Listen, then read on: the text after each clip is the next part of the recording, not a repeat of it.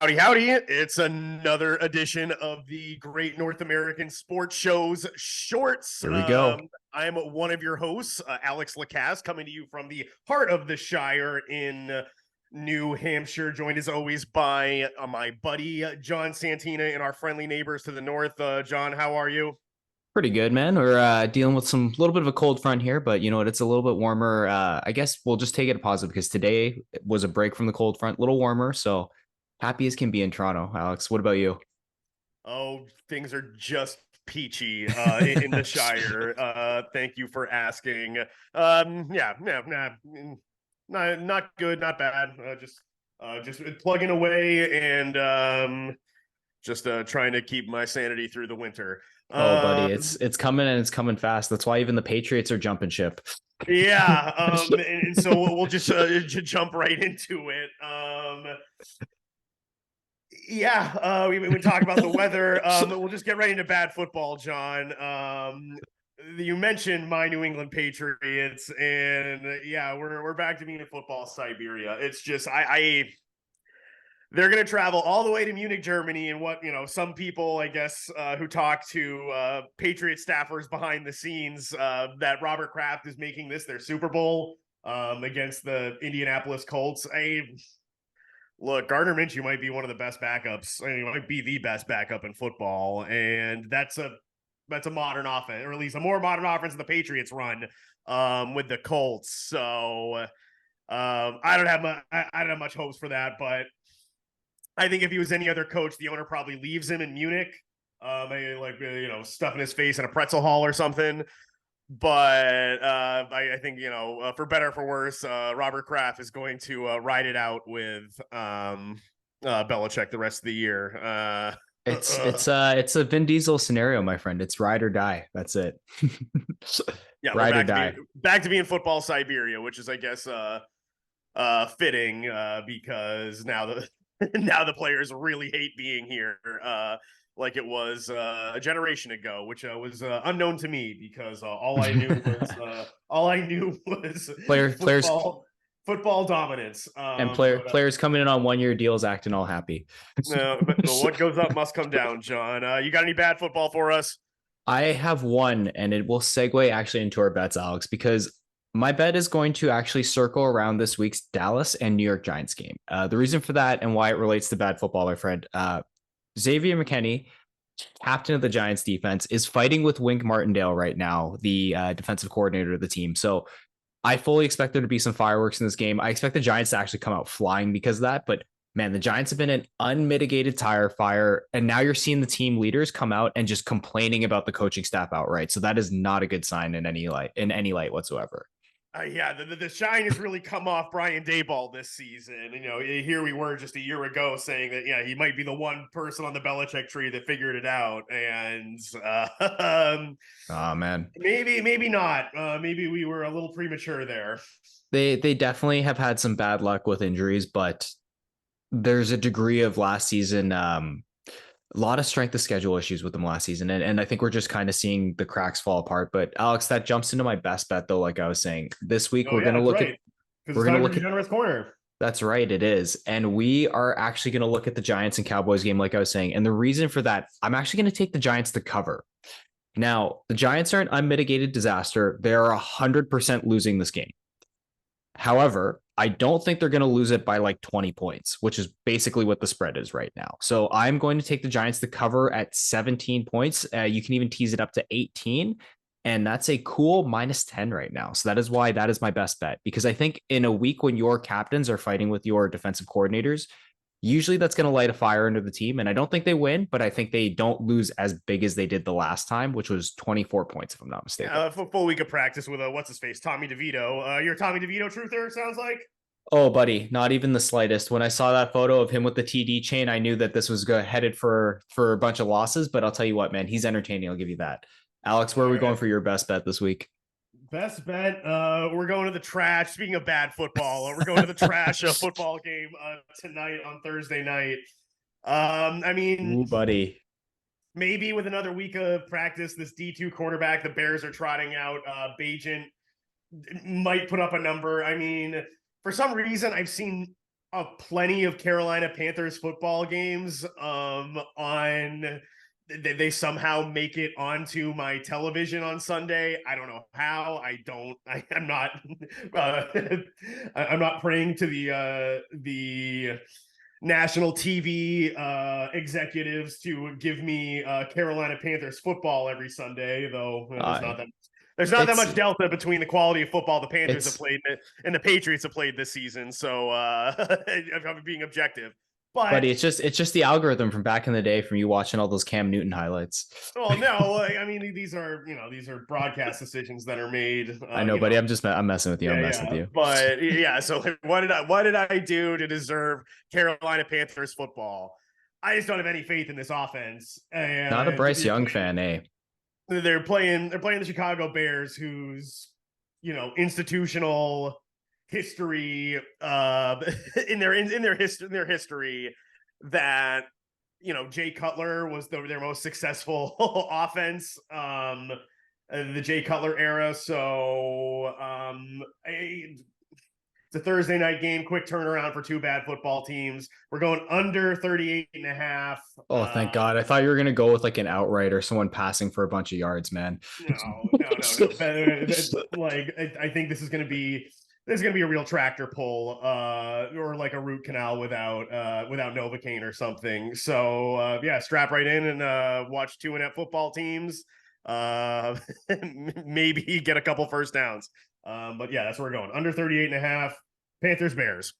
Ooh, I like that bet a lot better. I mean, like struggling rookie QBs on both sides, like Bryce Young and Badgett, like you said, and no Justin Fields. So there's absolutely no chance for any touchdowns to be scored this game. Yeah, you like to hope so. And it's 5 touchdowns plus a field goal, and you get the benefit of the hook. So yeah, I feel good about that. John, do you have a long shot or a parlay for us? Oh, buddy, do I. So in honor of, depending on where you are, of course, this weekend is Veterans Day, Remembrance Day, or Armistice Day. So shout out to anyone in the armed forces, anyone who serves their country. We really want to thank you guys, and you really make everything that we do possible. And we, like I said, we're nothing but appreciative, and we hope you guys make it home safe to your families. But in honor of you guys, and especially our European brothers, I'm going to the Premier League, and I'm going to parlay every single game that is happening this weekend, Alex. So that's a lot of freedom. That's a lot of freedom being exercised right now, my friend. Yep. So first, we're going to take Manchester United on the money line versus lowly Luton. Luton just happy to be in the Premier League. Liverpool FC, rough game last week, so we're going to take them on the money line versus Brentford. Brentford, obviously another team in the relegation zone, headed that direction. I know that they have a good program going, but Liverpool, just too much talent. Luis Diaz, obviously, with his parents' kidnapping now resolved, I fully expect them to be firing. His parents were kidnapped? I didn't hear about this. Oh, yeah, dude. Both of his parents were kidnapped by I think it was either a Colombian gang or a drug lord, and they were his dad just got released today or yesterday.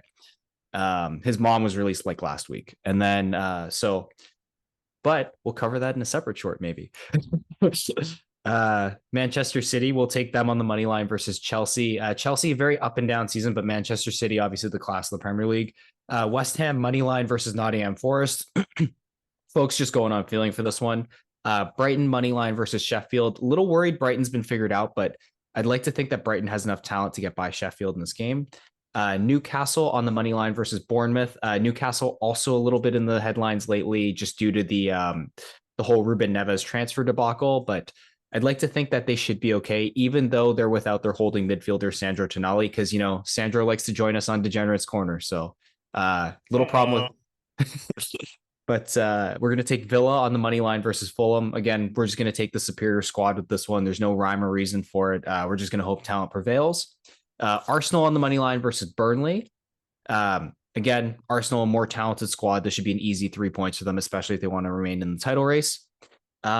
Everton and Crystal Palace. I'm going to take a draw for this one. Everton's been a pretty bad side the last couple of years. Crystal Palace, they have some young talent, so I think that it'll be a bit of a grudge match, like a slow moving game, a lot of almost like a tractor pull, and I think that ends up 1-1 or 0-0. And then our final game that we're parlaying, Wolves versus Tottenham. We're going to go with a draw. I think Tottenham's about to hit their let's just say their form's about to hit a big screeching halt and potentially fall off a cliff. And I think we're starting to see the fans kind of panic as they're kind of getting back to regular Tottenham. But that is our full slate for this weekend, Alex, and that is plus 17,637. So plus Wow. 17,637. Got a whole more decimal place than mine, John. Oh, buddy. All right, Alex, I know for sure you got a parlay or a long shot, my friend. So Yeah, please take us through it. it's a little bit of a parlay. Nothing too crazy. No, Okay. plus 600,000 or whatever last week. I Ooh. had a $4 free bet, so I wanted to think of something. Yeah, could plausibly happen. Tomorrow night. Yeah. Southern Methodist University host the University of North Texas. We're gonna take SMU on the first half money line. SMU's just a better football team. We have Mexico City games tonight, John, in the NBA. Hawks, Magic. I took over 231.5. I just don't think they're gonna play any defense. Okay. Thin Fair. air. The thin air kind of worries me. I didn't realize it was in Mexico City when I made this bet. So maybe leave that one out. Now that That's fair. now that I'm equivocating. But what's done is done. Hey, it's part of the number, man. So we take it as is.